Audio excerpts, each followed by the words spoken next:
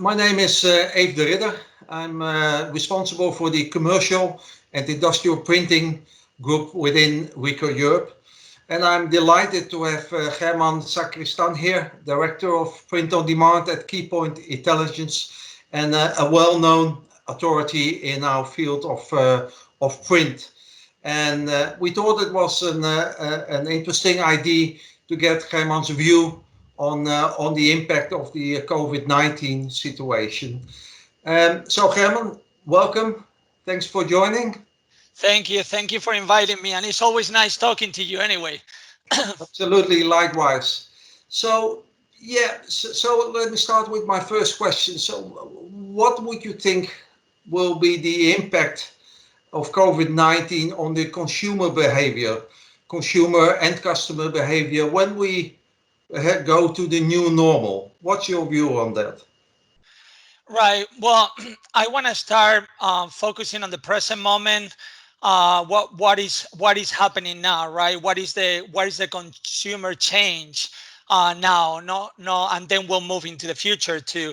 Obviously, shops are still open online, and people are still buying, and of course, we are all buying essential things. So what we see what everybody sees today with the consumer that there is less buying, unless it's essential buying. There is less search on Google's and stuff like that for commercial topics. And Google stated this, that there is less search for commercial topics. So people are searching more for COVID-19 topics as is normal. And there is more fear. There is more fear of consumers going out there and to the shop and getting infected, right? So this is the new norm today that we live in. And we see that, and those are actuals, right? Now, how are the marketeers going to react to this norm, and how are they going to still drive the business as we're going through this and supporting the economy?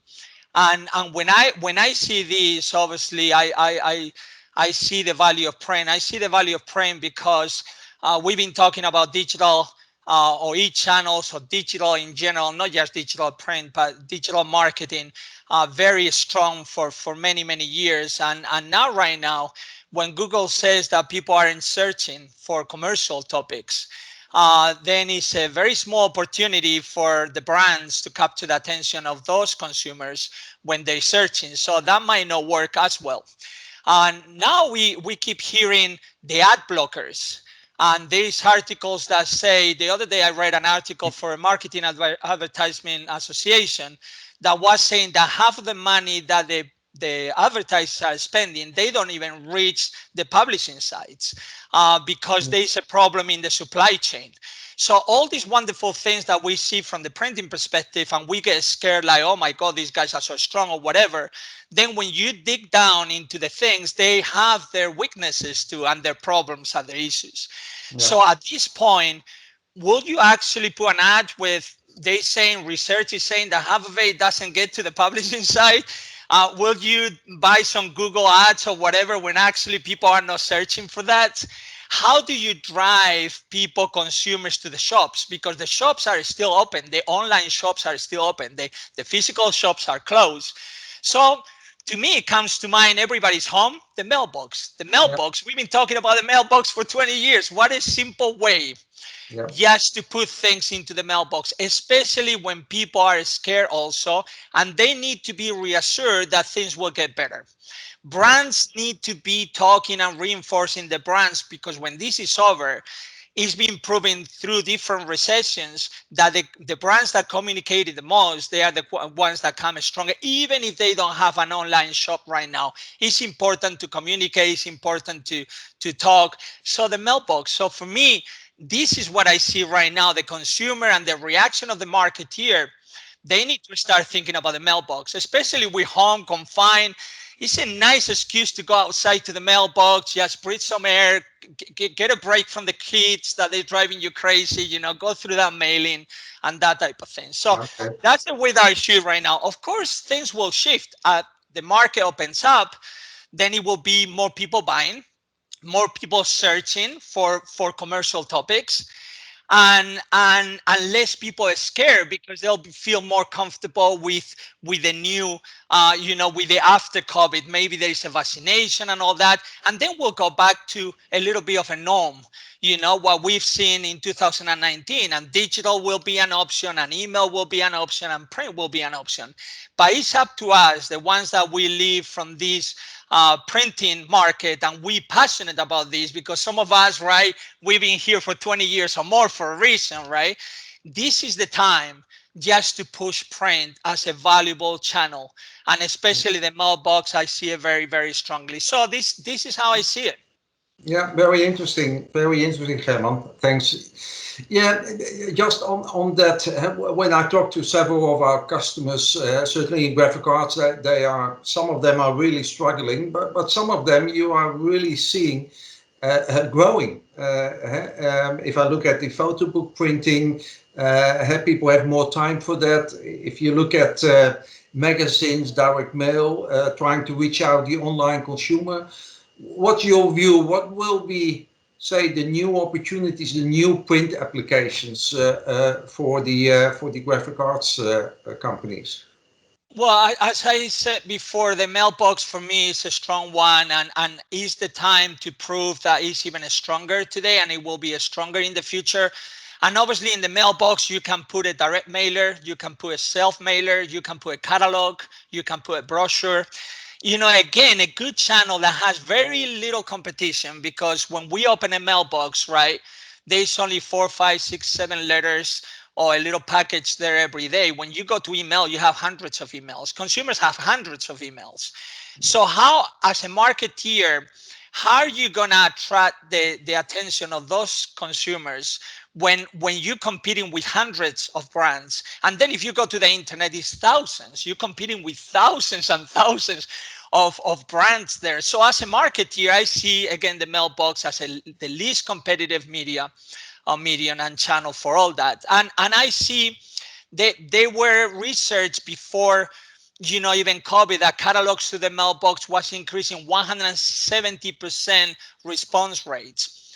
We expect that that's going to keep happening, especially now when these brands need to keep driving people online. People in the market, they are not going to the shops today. They are not. Marketeers, they need to be proactive and drive people to the shops. So I see that these applications will still be very strong, even after COVID-19. The catalogs, the brochures, and the direct mailers in the mailbox. And as well, we see transactional. There's a lot of scams in the digital world with emails. I think that we all get bad people trying to rip us off with different things. You open the email, you get infected, or they trick you to do something that then you get hurt, or they get money out of you.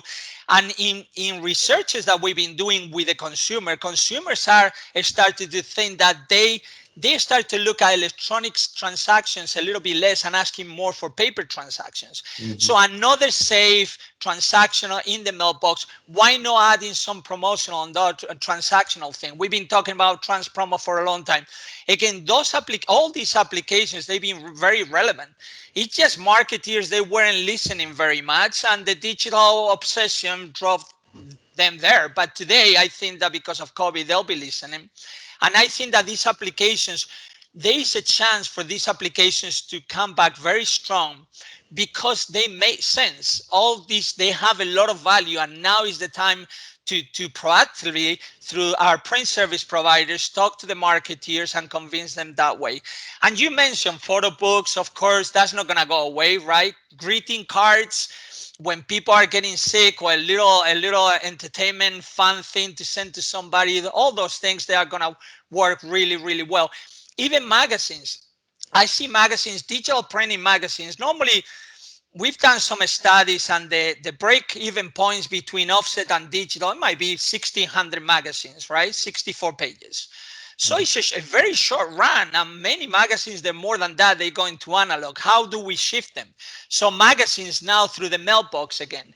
And the marketeers can do geo marketing. So every different area will have different advertising, more targeted to that area.